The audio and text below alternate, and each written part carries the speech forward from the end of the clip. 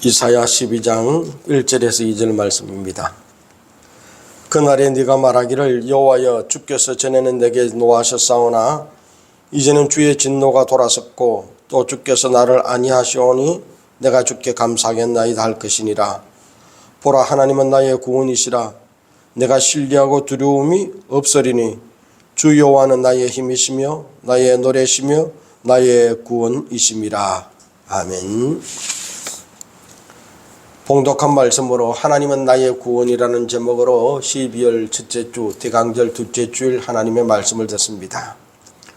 독일의 산간 마을에서 5 준 막내 아이가 태어났습니다. 태어난 지 9개월 만에 어머님이 세상을 떠나서 아버지가 재혼해서 계모 밑에 살았습니다. 새어머니는 이 전체 자식들을 냉대했고 아이는 어린 시절을 우울하게 보냈고 사랑의 결핍 속에서 성장했습니다. 그러니 점점 폐쇄적이 되었습니다. 그런데 이 아이에게 다행스러운 것은 성경 말씀을 늘 손에서 놓지 않고 다른 친구들과 놀지도 못하니 성경 읽고 묵상하고 그러며 살았습니다. 그가 어른이 되었습니다. 어른이 되어서 지난 날을 생각해보니까 너무 감사한 거예요. 그런 형편 속에서 내가 그래도 이 정도 살게 됐으니 참 고맙다. 그러면서 생각하기를 어린 시절을 나처럼 불우하게 보내는 아이들이 있어서는 안 되겠다. 그 결심을 하고 자기의 아픈 과거를 거울 삼아 어린이를 사랑과 정성으로 가르치는 교육기관을 만들었습니다. 이 교육기관이 바로 미숙하, 좀 모자란 아이들을 교육하는 유치원을 만든 독일의 프로벨입니다. 어린 시절의 아픔과 상처를 하나님의 사랑으로 이기고 그는 그 사랑을 온 인류의 아이들에게 전하기 위한 그런 유치원 교육 체계를 만든 것입니다. 그 사랑이 지금도 아이들에게 전해지고 있습니다. 하나님은 우리 인생들이 아픔과 상처를 치유하고 인생을 노래하며 살기를 원하십니다. 오늘 우리는 하나님 말씀에서 그 사실을 발견합니다. 성경에 이스라엘 사람들이 하나님께 감사드리는 찬양이 136편이 있습니다. 그 중에서 이사야 12장은 하나님의 구원에 대한 감사와 찬양입니다. 1절 2절은요 하나님의 구원에 대한 감사 찬양이고 3절에서 6절까지는 하나님의 구원을 세계 만방에 전하는 내용으로 구성되어 있습니다. 다시 말하면 하나님께서 나를 구원하셨으니 그 은혜를, 그 이야기를 세계 만방에 알린다는 것입니다. 만성고질병을 앓는 환자가 있었어요. 어떤 약을 사용해도 낫지를 않는 겁니다. 의사도 찾아가 보고 별별 약도 다 써봤습니다. 그래도 안 낫는 겁니다. 그런데요, 어느 날 그가 만난 어떤 의사가 이 병을 고쳐주었습니다. 아무도 못 고치던 그 병을 어떤 약으로도 안 되던 그 병을 고쳐주었습니다.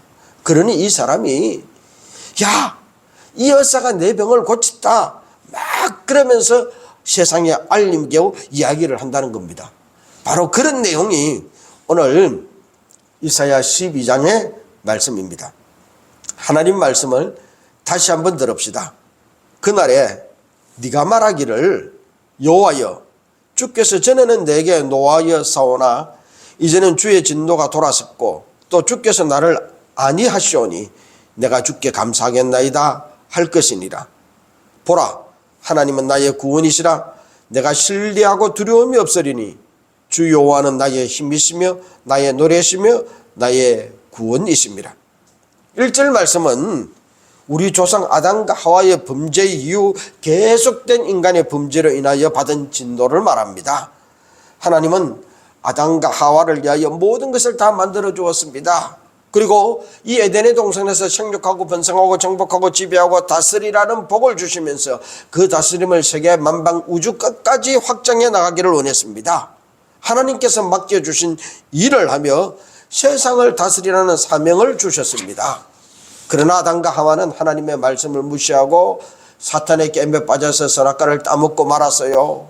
그래야 하나님의 진노를 받아 에덴 동산에서 쫓겨났습니다. 그 이후 사람은 하나님 말씀을 어기고 하나님 말씀 따라 살아가는 것보다는 자기 마음 따라 살아가는 것, 더 좋아했습니다. 심지어는 하나님을 무시하고 자기 나름대로 사는 것에 익숙해져 버렸습니다. 하나님 맡겨주신 사명도 잊어버렸고요. 자신을 위하여 먹고 살기 위하여 노력하고 수고합니다. 심지어 예수 믿는 사람들까지도 하나님이 무슨 목적과 계획 때문에 나를 이 땅에 보내셨는지 그 사실은 생각하지도 않고 나 예수 믿었으니 다른 사람보다 더 부자되게 해주세요. 더 잘 살게 해주세요. 먹고 살고 잘 살게 해달라고 기도하고 그것을 위해서 애를 쓰고 그렇게 되면은 야 예수 잘 믿었다. 하나님 주신 복 받았다. 그렇게 되지 않으면은 하나님이 복 안 주셨다 하는 이상한 신앙으로 변질되고 말았습니다. 그런데요, 그렇게 잘 살아보려고 애쓰고 노력해도 별 볼 일이 없었다는 겁니다. 특별히 나아지는 것도 없고 특별히 더 좋아지는 것도 없고 사는 것은 여전히 힘들고 어렵고 고통스러울 뿐입니다. 그래서 우리 조상들은 말하기를 인생은 고해다, 괴로운 바다다라고 말했습니다.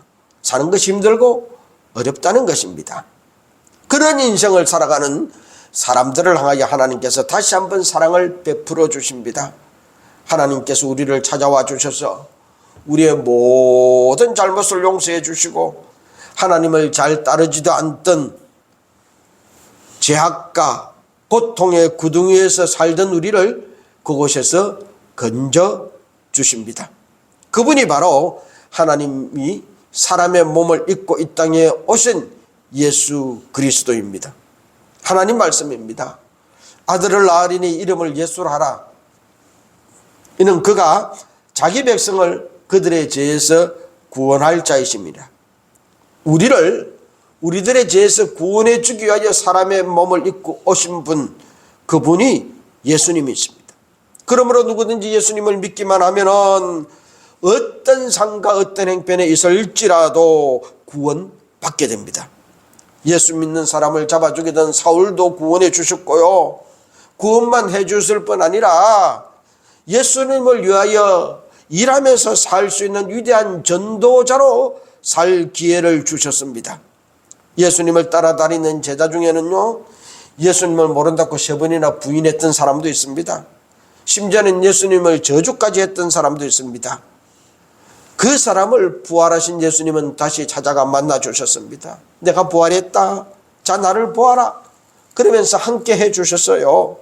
그럼에도 불구하고 그 제자는 다시 갈릴리 바다로 옛 직업 찾아 고기 잡이하러 가버리고 말았습니다.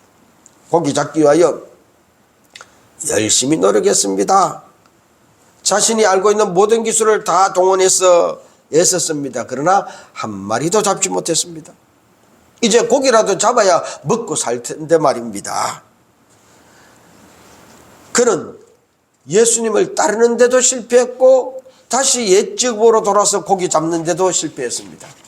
3년이나 예수님을 따라다녔지만 결국은 예수님을 부인했고 다시 옛 직업 고기 잡으러 돌아왔으나 그것도 혼자만 간 것이 아니라 동료들을 선동하여 회사에서 파업하듯이 그렇게 예수님의 제자를 데리고 다시 고기 잡으러 왔으나 고기 잡는 일에도 실패했습니다. 생각해 보면은 참 괘씸한 사람입니다. 아니, 실패했으면 자기 혼자만 실패하지, 가고 싶으면 혼자만 갈 일이지 왜 다른 사람까지 선동해서 데려갑니까? 그러나 우리는 놀라운 사실을 발견합니다. 다른 제자들까지 선동해서 데려가 고기잡이 했어도 실패한 그를 예수님은 다시 찾아가 만나 주십니다. 얘들아, 고기 많이 잡았냐? 한 마리도 못 잡았는데요.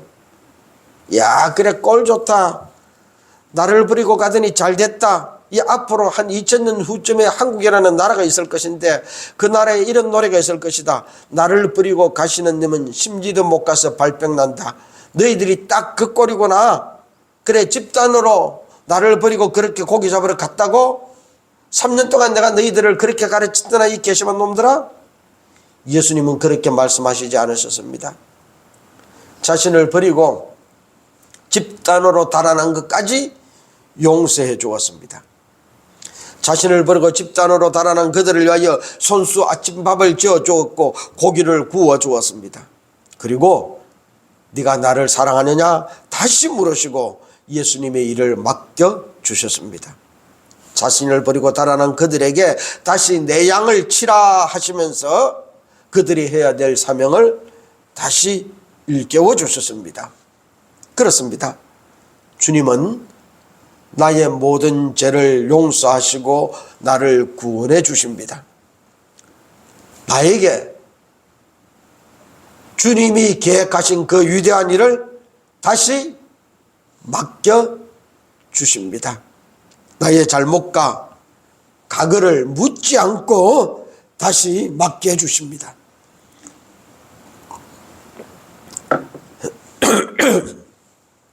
내가 살아오면서 실패한 횟수를 보지 않고 다시 맡겨 주십니다. 세상에서 가장 불행한 사람으로 불리는 한 젊은이가 있습니다. 그의 어머니는 사상아였습니다. 그래서 어릴 적부터 마을에서 손가락질 당하며 살았습니다. 쟤는 아버지가 누군지 모른다. 얘들아, 쟤하고 놀지 마라. 그러니 성장하여 결혼할 때가 되어도 그렇고 그런 남자들만 중매가 들어왔습니다. 그렇게 별 볼 일 없는 가난한 청년과 결혼하여 낳은 아이입니다. 그가 4살 때 동생이 죽었고요. 9살 때는 어머니마저 돌아가셨습니다. 16살 될 때는요, 여동생마저도 죽었습니다. 그도 나이 들어 결혼했습니다. 그의 아내는 거의 정신 이상자였고요. 불행은 여기서 그치지 않았습니다. 그가 낳은 2 아들은 자기보다 먼저 죽었습니다. 그런 상황에 나라마저 전쟁에 휩싸여서 친구들의 죽음을 무수히 바라보았습니다. 사업에 뛰어들어 좀 잘 살아보려고 했었는데 빚더미에 올라앉았습니다. 그 빚을 갚는데 25년이나 걸렸습니다. 그로 인해서 정신병원에 2번이나 입원했고요. 또 정치해보겠다고 정치에 뛰어들어서 선거에 나섰는데 12번이나 떨어졌습니다. 그런 그를 보고 세상 사람들은 야, 불행해도 저 사람만큼 불행한 사람은 없다라고 말했습니다. 그런 그가 13번째 선거에 도전했습니다. 나는 맞다. 너희들 말대로 불행한 사람이다. 그러나 어릴 적 나를 품에 안고 기도해 주신 어머니의 기도를 믿는다. 내가 9살 때 어머니가 돌아가시면서 하신 말씀을 믿는다. 얘야, 나는 너를 떠나지만 하나님은 언제나 너와 함께 하신단다. 나는 수많은 실패를 하였고 고통을 보았지만 오늘도 하나님은 나와 함께 하심을 믿는다. 하나님은 틀림없이 나의 구원자이시다 라고 고백하며 13번째 선거에 도전해서 그 선거에서 승리했습니다. 그 사람이 바로 미국의 16대 대통령 에이브람 링컨입니다. 그렇습니다. 하나님은 나의 구원자이십니다. 역경 속에 있는 나를 구원해 주십니다. 사랑하는 성도 여러분, 실패했습니까? 망했습니까? 주위의 사람들이 나를 보고 불쌍하다고 말합니까? 혀를 차며 말하기를 야, 아무개는 실패했어. 이제 희망이 없어. 그렇게 말합니까? 아니, 그들이 말하기를 너 예수 믿는다며? 그럼에도 네가 그런 일을 당해서 하나님이 너를 버렸어 라고 말할 정도로 실패했습니까? 아무리 둘러보아도 헤어나갈 길과 희망이 보이지 않습니까? 그렇다면은 기뻐하십시다. 바로 지금 그때가 하나님께서 나의 구원자 되시는 순간입니다. 세상에서 힘이 없을 때, 세상에서 길이 없을 때 하나님께서 나를 구원하실 순간입니다.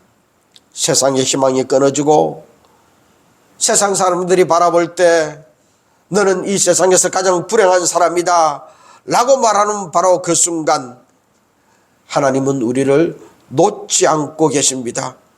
그 순간 하나님은 우리를 구원해 주십니다. 오늘 우리에게 주시는 하나님의 말씀입니다. 하나님은 나의 구원자이십니다. 바로 지금의 나를, 실패하고 좌절했던 나를 하나님의 품을 떠나 내 생각대로 살았던 나를 하나님은 구원해 주십니다. 하나님은 또한 나의 힘이 되어 주십니다. 하나님 말씀입니다. 보라, 하나님은 나의 구원자시라. 내가 신뢰하고 두려움이 없으리니 주 여호와는 나의 힘이시며 나의 노래시며 나의 구원이십니다. 하나님이 나의 힘이라는 이 찬송은 경험적인 고백입니다. 하나님의 힘을 체험한 사람만이 그렇게 고백할 수 있어요. 힘은 보통 세 가지로 구분합니다.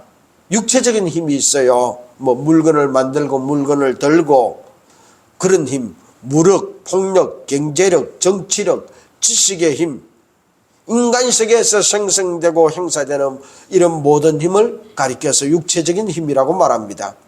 사람은 살아가는데 이 육체적인 힘이 없으면 살기가 참 힘들어요.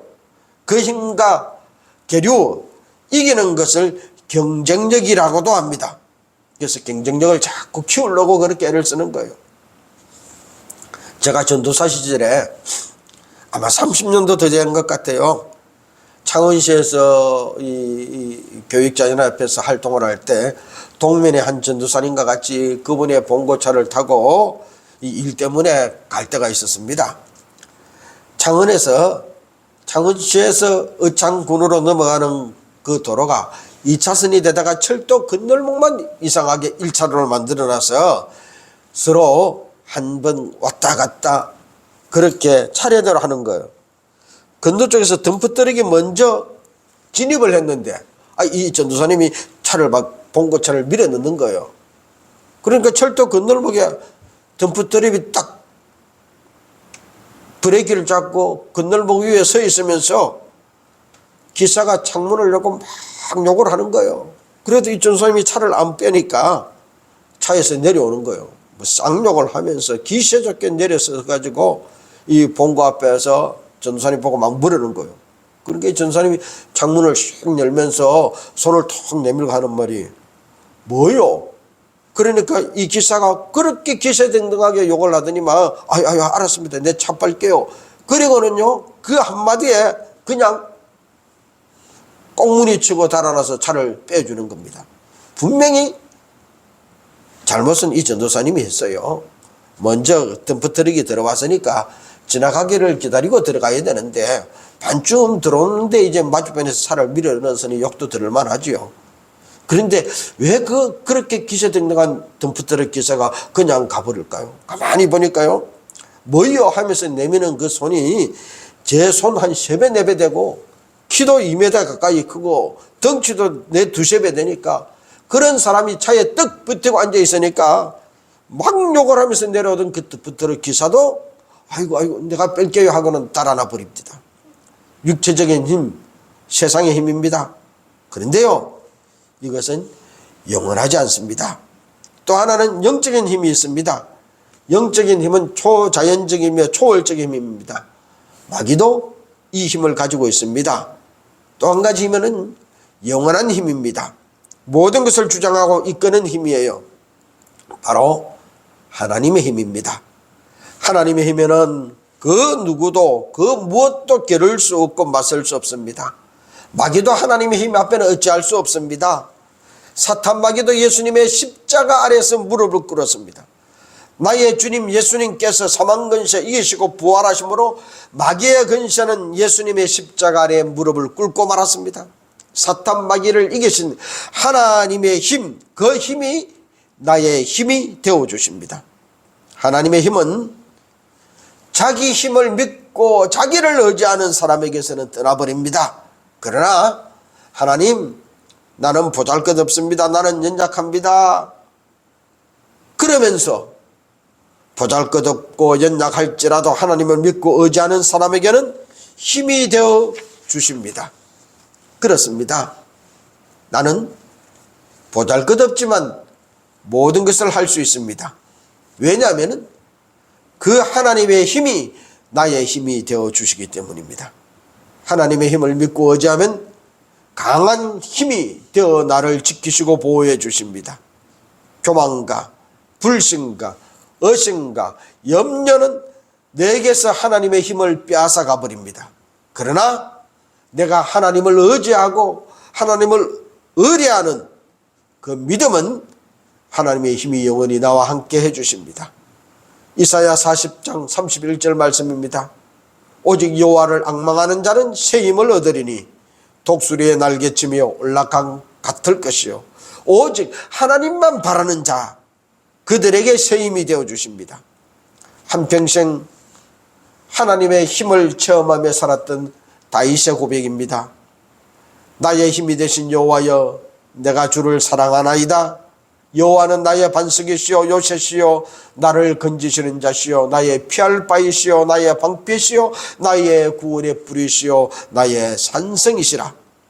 다윗은 고독할 때마다 힘들 때마다 시련이나 환난이 앞을 가로막을 때마다 하나님을 바라보고 하나님의 힘을 구했습니다.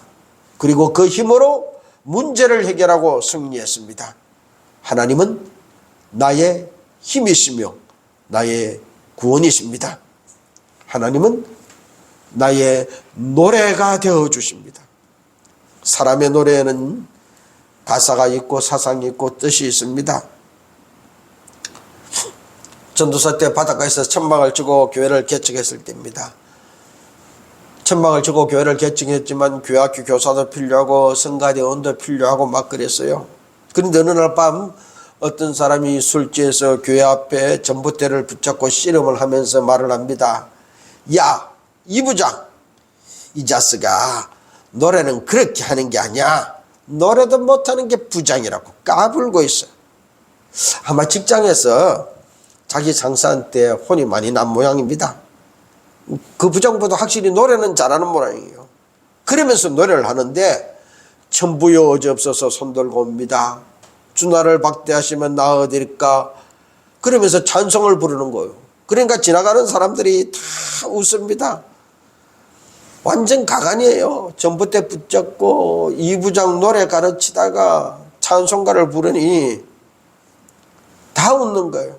그때 제가 생각했습니다. 야, 이 사람 우리 교회 나오면은요 성가대 대장도 하고 지휘자도 하겠다. 그 사람이 나중에 우리 교회 나와서 성가대 대장도 했고 지휘자도 했습니다.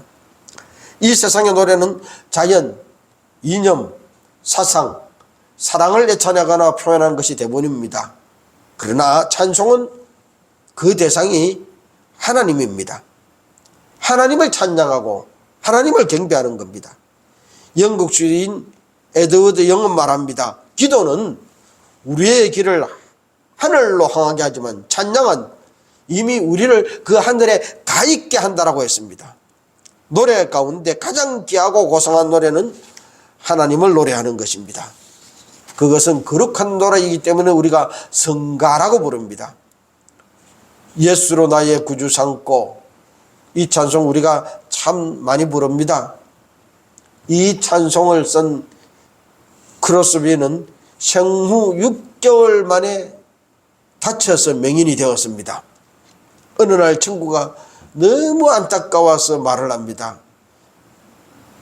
하나님은 너같이 착하고 재주 많은 사람을 왜 사고로 맹인이 되게 했을까? 그러니까 이 크로스비가 웃으면서 대답합니다. 만일 하나님께서 내가 태어나는 순간 네 소원이 무엇이냐라고 물으셨다면 나는 맹인이 되게 해달라고 부탁했을 거야. 왜?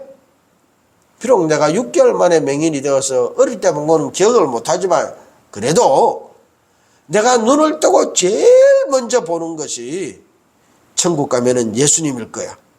그래서 나는 예수님을 맨 처음 보고 싶어서 이 땅에 다른 거 못 봐도 아무 상관없어.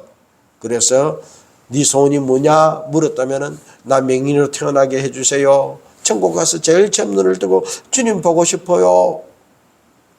사랑하는 성도 여러분, 그녀는 2000여 개의 찬송시를 적었습니다. 그 중에 많은 곡이 우리가 부르는 찬송가에도 수록되어 있습니다. 우리가 힘들고 어려울 때 하나님을 찬양하고 우리의 힘이 되어주는 노래가 되고 있습니다. 사랑하는 성도 여러분, 우리가 당면한 현실은 각각 다릅니다. 두 눈을 뜬 사람도 있고 감은 사람도 있습니다. 성공한 사람도 있고 실패한 사람도 있습니다. 행복한 사람도 있고 불행한 사람도 있어요. 건강한 사람도 있고 병든 사람도 있습니다. 아무 문제가 없는 사람도 있고 문제투성인 사람도 있습니다. 내가 처한 문제 때문에, 내가 처한 상황 때문에 우리는 하지 못한다라고 말합니다. 그러나 크로스비는 맹인으로 2000여 개의 감사와 감격의 찬송시를 썼습니다. 시편 기자는 시편 119편 164절에서 하루에 7번씩 주를 찬양한다라고 고백합니다. 사도행전 16장에 빌립보 옥중에 갇힌 바울과 실라, 전도하다가 귀신 쫓아내어줬다는 그 죄들을 갇혔던 그 바울과 실라가 그 밤에 불평하고 불만하고 원망하지 아니하고 감옥에서 하나님을 찬송하고 기도할 때 옥문이 열리는 기적이 일어났습니다. 우리는 지금 이 땅을 구원하기 위하여 오신 주님, 그 성탄절을 기다립니다. 2022년 전 우리 죄를 용서하려 오신 주님을 기억하며 다시 내게 오셔서 새 삶의 길을 열어주실 그 주님을 기다립니다. 힘들고 어려운 일들이 산더미처럼 쌓여 있더라도 감사하고 찬송합시다. 이스라엘 백성이 출애굽하고 40년이 지나서 가나안에 도착했습니다. 초록성경 여리고가 떡 붙들고 서 있습니다. 난공불락의 성입니다. 그 성을 하나님의 말씀을 따라 성도들이 나팔 불고 찬송할 때 무너졌습니다. 우리의 삶에 문제가 있을 수 있습니다. 고난이 가로막고 있을 수 있습니다. 내가 해결할 수 없는 큰 문제일 수 있습니다. 그러나 그 문제 때문에 고민하지 말고 하나님을 찬양합시다. 천지를 창조하신 하나님의 그 크신 힘을 찬양합시다. 하나님께서 나의 구원, 나의 힘, 나의 노래 되어 해결해 주십니다. 우리 다 함께 고백합시다. 나의 힘, 나의 노래, 나의 구원이신 주여, 내가 주를 찬양하나이다. 존 고다드라는 사람은 15살 때 자신이 하고 싶은 목표를 적었습니다. 적어보니 한 127개간에 되는 겁니다. 그 중에 쉬운 것도 있었어요. 소년단원이 되는 것, 일본의 50글자 타이핑하는 것, 유도 배우는 것. 좀 힘든 것도 있었습니다. 방울뱀 독배 보는 것, 백과사전 끝까지 독파하는 것, 낙하산 타는 것. 보통 사람이 할 수 없는 일도 있었습니다. 에베레스트산 등산하는 것, 이 세상의 모든 나라 여행해보는 것, 달나라 여행하는 것. 그런데 놀라운 사실은 그가 47살 되었을 때 127개 중 103개를 달성했더라는 겁니다. 인생 목표를 작성한 것 자체가 성공의 시작이었고 그것이 성공의 길잡이 규시를 한 것입니다. 사랑하는 성도 여러분, 내가 하고 싶은 일, 그것을 적을 것이 아닙니다.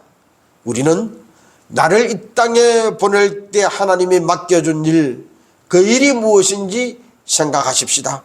그리고 그 일을 발견합시다. 하나님이 나를 이 땅에 보내면서 나에게 꼭 하라고 맡겨준 바로 그 일, 그 일을 나의 할 일, 나의 사명으로 받아들이고 하나님 앞에 펼쳐놓읍시다. 그리고 그 일을 할 수 있게 해달라고 하나님께 간구하십시다. 하나님의 위대하심을 찬양하십시다. 하나님, 나의 구원자 되어 주십시오. 나의 힘이 되어 주십시오. 간청하십시다. 내 힘으로는 이 일을 할 수가 없습니다. 그러나 하나님이 나의 힘이 되어주고 나의 구원자 되시면 할 수 있습니다. 이 일을 내가 이루어서 하나님이 나의 힘이었다고 노래할 수 있게 해달라고 간청하십시다. 하나님은 나의 구원자이십니다. 하나님이 나와 함께 해 주십니다. 환난과 역경이 있을지라도, 내 힘이 부족하고 연약할지라도, 환경이 힘들고 어려울지라도 하나님께서 나의 힘이 되셔서 그 일을 이루어 주십니다. 마침내 우리도 하나님을 찬양하게 될 것입니다. 하나님은 나의 피할 바이시오, 나의 산성이시오, 나의 구원자셨더라고 고백하게 될 것입니다. 그 삶 믿음으로 살아가십시다.